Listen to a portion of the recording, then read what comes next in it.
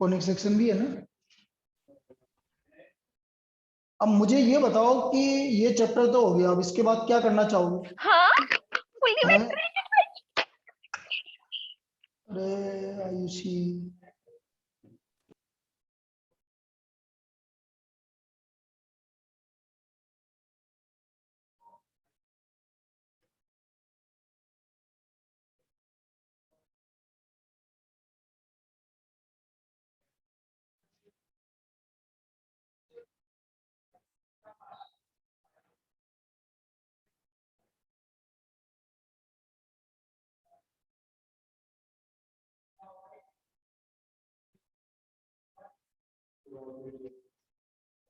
Probability.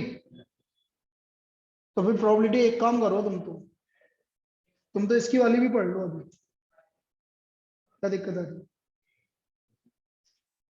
क्या फर्क पड़ता है? 12th में आएगी इसमें, उसमें कोई दिक्कत नहीं है।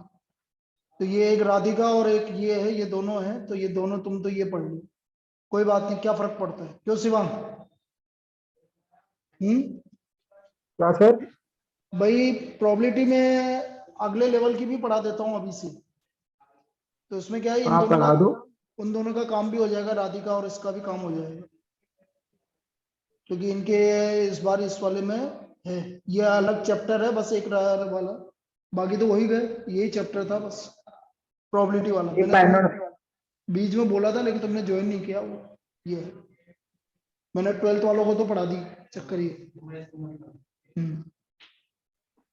तो एक बार तुम, बाइनोमियल भी पढ़ा होगा ना? हाँ बाइनोमियल भी पढ़ाएंगे ना, मना कहाँ कर रहा हूँ बेटा, बाइनोमियल भी पढ़ाएंगे, दोनों पढ़ाएंगे बाइनोमियल। तू तो बोले तो तू तो बता दे कौन सा पढ़ाना, मेरे पास तो खूब टाइम है अब, क्योंकि हर एक टॉपिक 4-4 5-5 बार रिवाइज हो गया। मुझे तो कोई दिक्कत नहीं, तुम तो बोलते जाओ कि क्या क्या करना है। ये चलिए नेक्स्ट प्रॉब्लम। तो दो चैप्टर है अभी, एक तो बाइनोमियल ये बोल रहा है कि बाइनोमियल रिवाइज करवाना और रिवाइज क्या पढ़ाना, और एक प्रोबेबिलिटी, जिसमें प्रोबेबिलिटी जो आपके हैं अप्लाइड वालों को छोड़ के, अप्लाइड वालों की इसी टाइम पर है पूरी प्रोबेबिलिटी, और बाकी 12th क्लास में आएगी।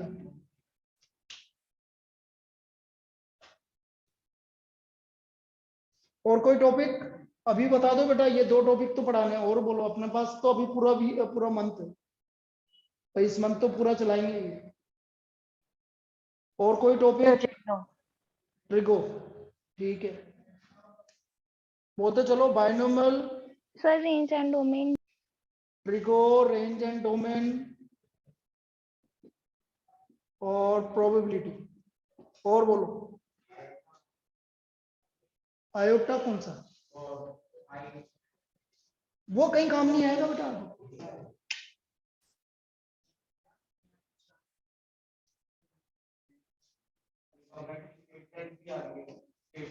इसकी लाइन तो पढ़ा दी ना, फिर वो अलग से पढ़ा देंगे। और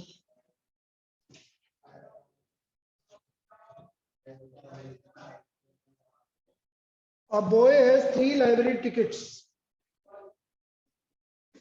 A boy has 3 library ticket. अब देखो डोमेन रेंज इसलिए बोल रहा हूँ क्योंकि वो 12th क्लास में भी आएगी डोमेन रेंज, तो वो भी एक इंपॉर्टेंट पार्ट है, तुम्हारे भी आएगी, सबके आएगी वो domain range. A boy has 3 library tickets and 8 books of his interest, and 8 books of his interest.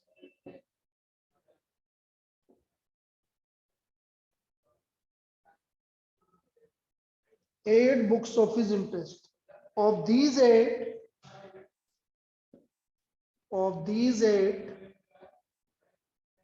he does not want to borrow.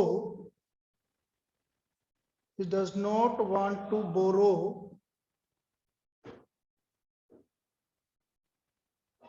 Chemistry part second. आप केमिस्ट्री की जगह मैथमेटिक्स लिख लो, एक ही बात, mathematics part second,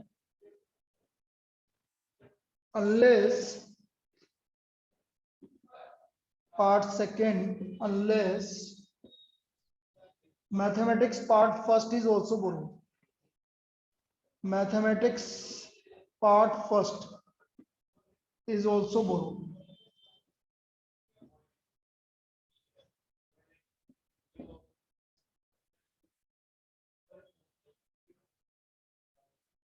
In how many ways he can choose the 3 books of his interest?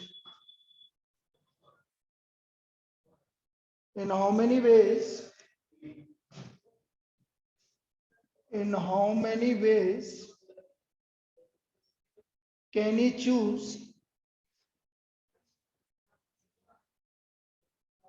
3 books of his interest?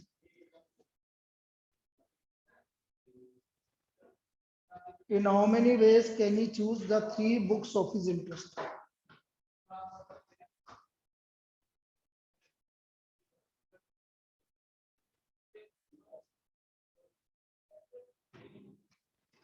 कितने tickets हैं? Library tickets 3, उसको 8 में से 3 बुक लेनी है। देखिए कंडीशन है, पहली कंडीशन ये है कि यदि उसने मैथमेटिक्स पार्ट फर्स्ट ली है तो वो सेकंड ले सकता है, लेकिन पार्ट फर्स्ट नहीं लिए तो उसको सेकंड नहीं मिलेगी।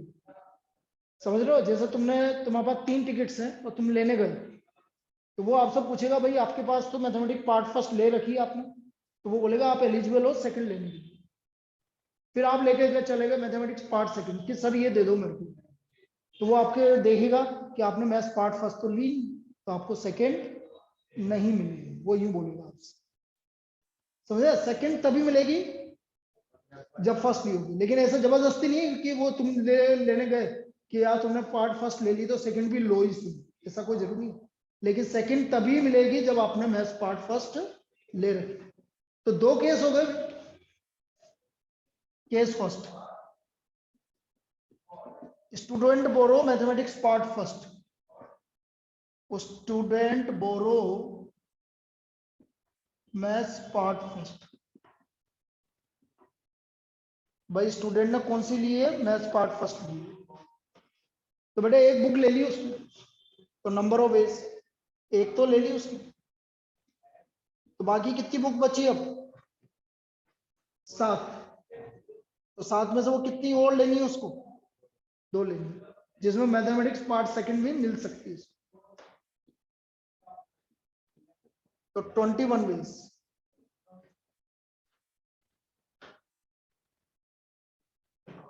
Case second,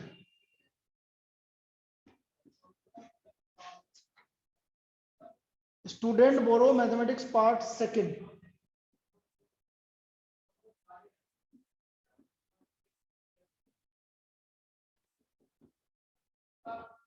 number of veg.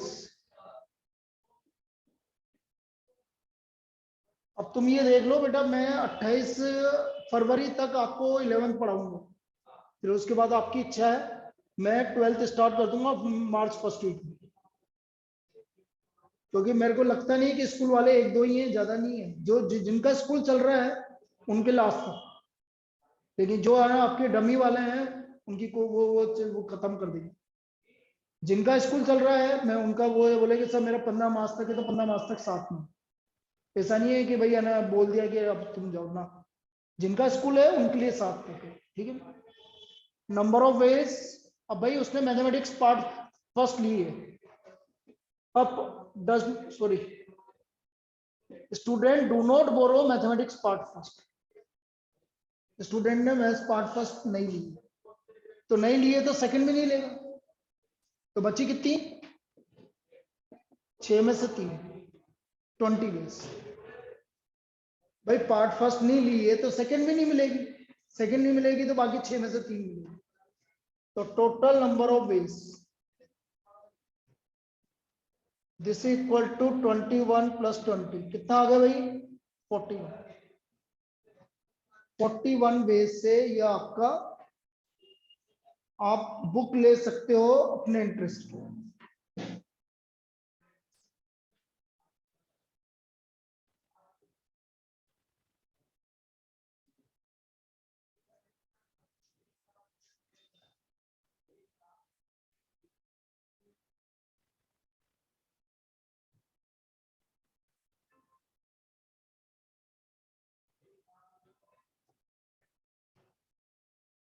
Next,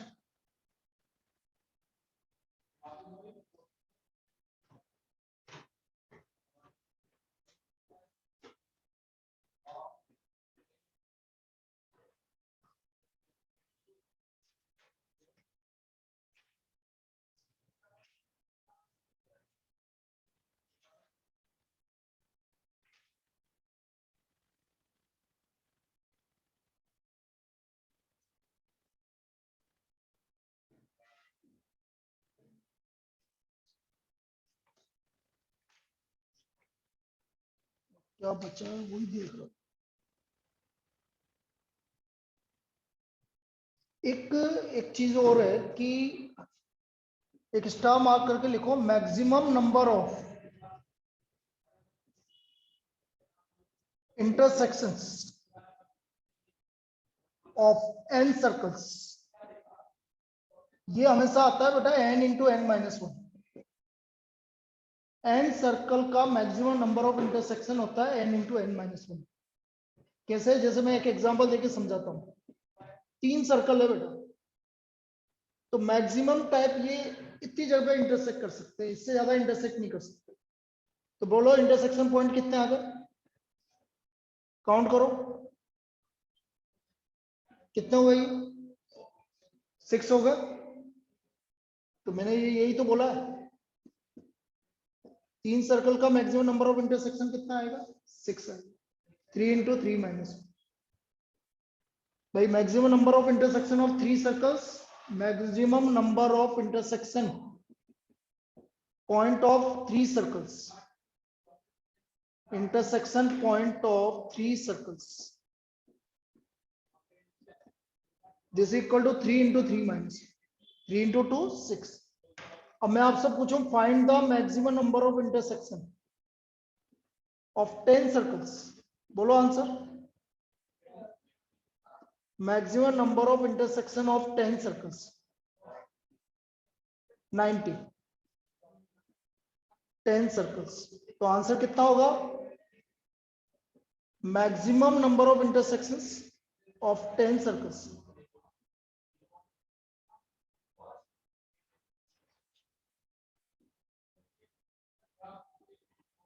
this is equal to 10 into 10 minus 1, 90. Maximum number of intersection of 10 circles 90। इतने तरह से आप इनको मैक्सिमम नंबर ऑफ इंटरसेक्शन निकाल सकते। अब बेटा ये मैंने एनसीईआरटी के भी सारे करवा दिए और ये भी हो गया आपका, सब एक्स्ट्रा भी हो गए। ये आपका परम्यूटेशन कॉम्बिनेशन कंप्लीट हो गया। कल टेस्ट है 3 से 4 और परसों से कोई भी एक टॉपिक स्टार्ट कर देंगे।